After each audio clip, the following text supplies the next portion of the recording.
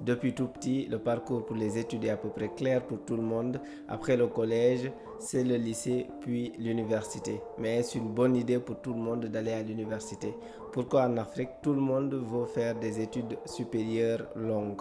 Dans cette vidéo, je te montre les éléments qui expliquent cet engouement pour les universités. Je te partage également les éléments qui te permettront de savoir si toi, à ton niveau, tu dois aller à l'université ou pas. Bonjour et bienvenue dans cette nouvelle vidéo. Avant de commencer à développer sur le sujet du jour, j'ai constaté que la plupart des gens qui regardent mes vidéos ne sont pas abonnés à la chaîne. Donc n'oubliez pas de vous abonner et de liker la vidéo, c'est très important pour moi. Tous les nouveaux bacheliers en Afrique de façon générale et au Sénégal en particulier cherchent à être orientés dans les universités après leur baccalauréat. On peut également voir le problème autrement et poser la problématique comme suit. Est-ce que l'université est la seule option après le baccalauréat? D'autant plus que tout le monde le sait et tout le monde en parle, nos universités ne forment vraiment pas la main-d'œuvre en fonction de nos besoins. Autrement dit, nos universités produisent des profils qui sont en totale incohérence avec les besoins du marché de l'emploi. Pour te permettre de mieux comprendre ce problème, je vais te dresser le profil des personnes qui doivent aller à l'université. En effet, au contraire de ce qui est fait aujourd'hui, tout le monde n'a pas besoin d'aller à l'université. L'université s'adresse surtout aux personnes qui ont une intelligence au-dessus de la moyenne, c'est-à-dire toutes ces personnes que nous considérons comme cracks, qui ont d'excellentes moyennes et qui font des parcours sans faute. Je ne sais pas toi, mais pour ma part, si ce critère était appliqué, je ne passerais même pas devant la porte de l'université.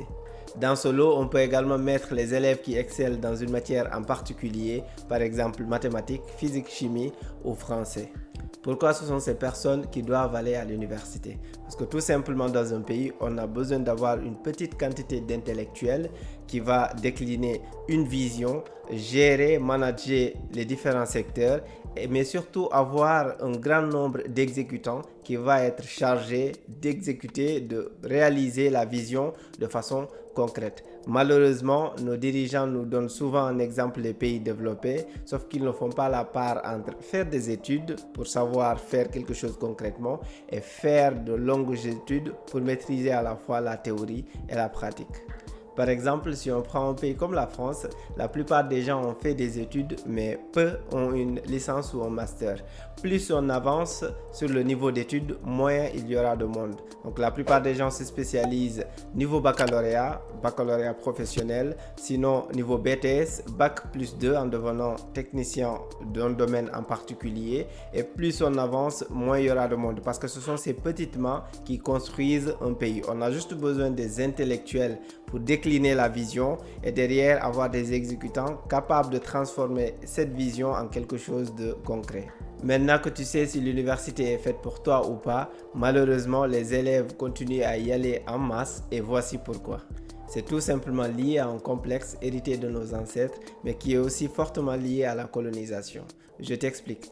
Par exemple, en Afrique, on nous présente souvent des personnes en fonction de leur niveau d'études, en fonction de leur diplôme. On va nous dire que telle personne est agrégée en français, telle personne a un diplôme d'ingénieur dans tel ou tel domaine. Jusque-là, ils nous présentent les personnes en fonction de leur niveau d'études et de leur diplôme. Mais ils ne nous présentent pas ces personnes en fonction de ce qu'elles ont concrètement fait de ces diplômes, concrètement fait avec ces diplômes, qu'est-ce qu'elles ont apporté avec ces diplômes. Un autre exemple pour illustrer ce complexe. Il y a quelque temps de cela, je parlais avec un ami qui fait de la politique, que je ne vais pas citer, mais qui se reconnaîtra. Donc, il me parlait un petit peu de son leader, pourquoi il est avec cette personne. Et donc, dans ses explications, il me dit que la personne est spécialisée en fiscalité, la personne est entrepreneur social. Donc, il me décline un certain nombre de casquettes que porte cette personne.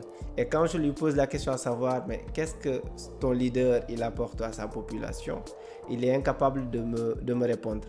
Parce que tout simplement, lui, il ne voit pas son leader au-delà de toutes ses spécialisations. Il ne peut pas voir son leader en fonction de concrètement ce que son leader apporte à la population. Mais plutôt, il présente son leader comme quelqu'un qui a des diplômes, sauf qu'aujourd'hui, peut-être qu'en Afrique, c'est toujours les gens ont ce complexe de diplôme, mais partout ailleurs, les gens ils s'en foutent royalement du diplôme que tu as. Les gens s'intéressent plus à ce que tu as fait, à ce que tu sais faire. Tantôt, je disais que ce complexe est aussi lié à la colonisation parce que pendant longtemps, on est allé à l'école pour apprendre à lire et à écrire, mais on ne s'est jamais posé la question du pourquoi. Pourquoi est-ce qu'on va à l'école? À quoi ça va nous servir? Enfin, tous ces éléments cités précédemment ont une conséquence négative sur nos économies, car dans un pays où tout le monde veut mettre une chemise et une cravate, qui va se salir pour nettoyer les rues, qui va travailler dans les usines, qui va transformer les matières premières, etc. Certainement pas toutes ces personnes qui sont allées à l'université et qui y sont restées pendant longtemps. Les gens qui doivent faire le travail manuel sont transformés en théoriciens sans aucune spécialité, ce qui explique également le chômage de masse. Tu vas à l'université, tu as ton diplôme, mais tu ne sais faire rien d'autre que parler français et restituer des leçons. Tu as un diplôme, tu sors, tu ne peux même pas réfléchir et concevoir quelque chose de concret. On se retrouve donc dans le contexte de la plupart des pays africains, pays pauvres, sans industrie, tirés par le secteur tertiaire, sauf que ce secteur tertiaire est géré par les multinationales, des multinationales qui sont bien sûr étrangères. On se retrouve donc avec une croissance qui existe mais qui est exogène, qui n'a aucun impact sur les populations. Bien sûr que nos dirigeants ont une grosse part de responsabilité car c'est à eux de décliner la vision, mais sont-ils les seuls responsables? Je pense que chacun doit être capable de répondre à ces questions à son niveau. Mais le plus important pour moi, c'est de savoir pourquoi tu fais des études, à quoi vont te servir ces diplômes. Ce sont des questions complexes, mais si tu arrives à y répondre, plusieurs barrières vont tomber et tu verras l'avenir sous un nouvel angle. Car pour moi, il y a une différence entre celui qui fait des études pour être enseignant-chercheur et celui qui fait des études pour faire du commerce ou être ouvrier. Donc, mieux tu comprendras pourquoi tu fais des études, plus tu auras cette capacité à te tracer ta propre route et à identifier les différentes étapes pour atteindre tes objectifs. J'espère que cette vidéo te permettra de te poser les bonnes questions et d'avoir un début de réponse. J'espère également que la vidéo t'a plu. N'oublie pas de t'abonner et de liker. Merci et à très bientôt.